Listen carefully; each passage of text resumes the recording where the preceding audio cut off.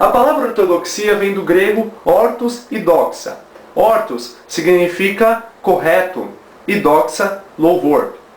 A ortodoxia refere-se ao conjunto de igrejas, na sua maioria orientais, de origem oriental, que professam a mesma fé e ao mesmo que, possuindo algumas variantes culturais, praticam basicamente os mesmos ritos. Por exemplo, existem ortodoxos ucranianos, ortodoxos russos, ortodoxos gregos.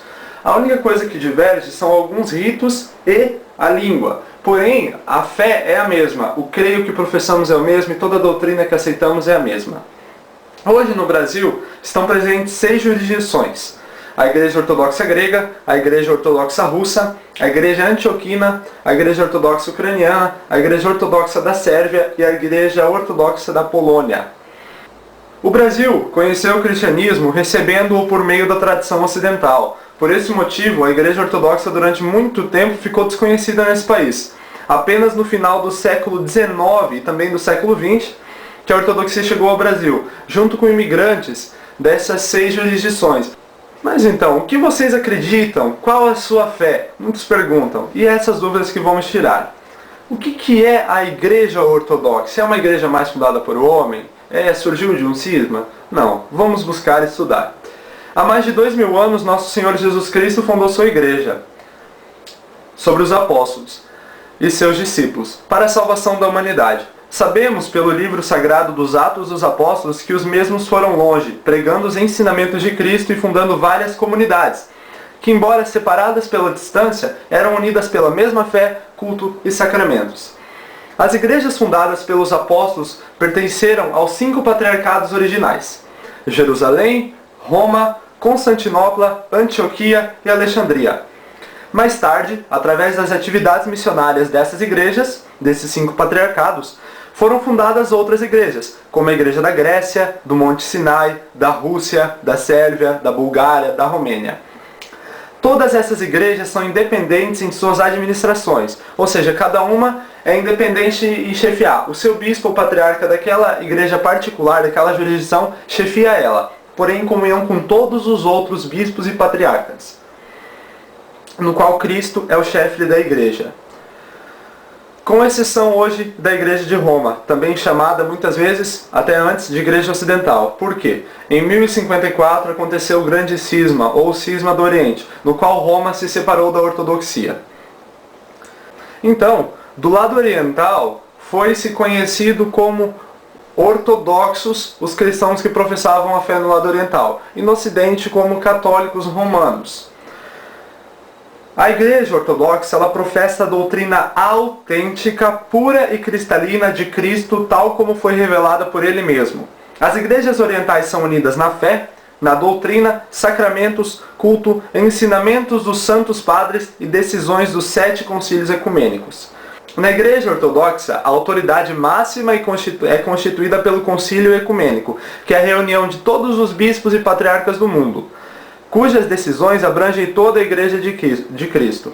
A infalibilidade não se encontra num só bispo, como pregam os romanos. Se acha na Igreja inteira, representada na reunião de todos os bispos em concílio, onde Cristo é o chefe e maior que todos os bispos. Hierarquicamente, os bispos têm a mesma igualdade em questão de decisão, porém só juntos que eles podem tomar uma decisão. Os ensinamentos da Igreja Ortodoxa são derivados de 2 fontes, as Sagradas Escrituras e a Sagrada Tradição. Os ensinamentos dos apóstolos não escritos foram transmitidos oralmente, por inspiração do Espírito Santo, e chegou até nós na forma da Santa Tradição.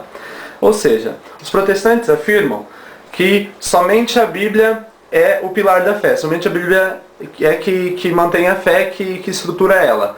Porém, não foi sempre assim. Durante os 4 primeiros séculos do cristianismo, não havia a palavra de Deus escrita. Os apóstolos passavam aos bispos, seus sucessores, por voz, contando. E foi assim durante 400 anos, até que foi escrita a Escritura, que era passada pelos apóstolos. Mas a revelação que Cristo nos deu não está só na Escritura. A Escritura contém uma parte da revelação, a outra parte está na tradição, que só a Igreja Ortodoxa preserva até os dias de hoje. A fé e a doutrina ortodoxa são manifestadas nos canones, que é a legislação eclesiástica, as regras, digamos, da igreja, e decretos dos 7 concílios ecumênicos. É também manifestada no símbolo de fé niceno-constantinopolitano, o credo niceno-constantinopolitano, e no símbolo dos apóstolos, na liturgia da igreja, no ensino dos santos padres e no magistério permanente da igreja, que são os bispos.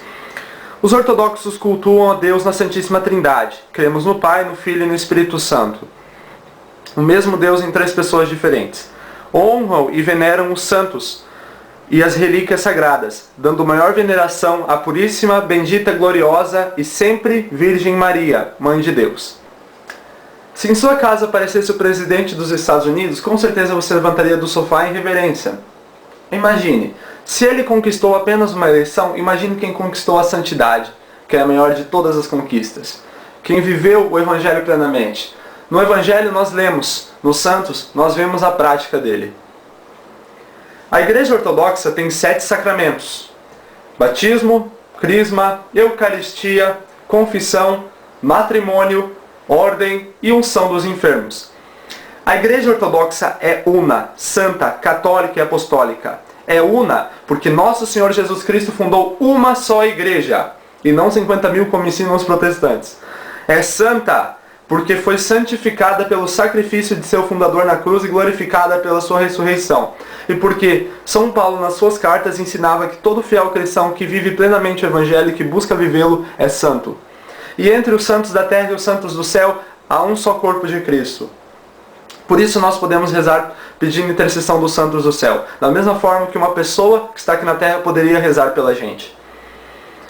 É católica, mas não no sentido de catolicismo romano. Por quê? É de caráter universal. A palavra católico significa universal. Não importa se você é sérvio, se você é ucraniano, se você é russo, se você é grego, se você é brasileiro. Se você é ortodoxo, você está unido pela mesma fé.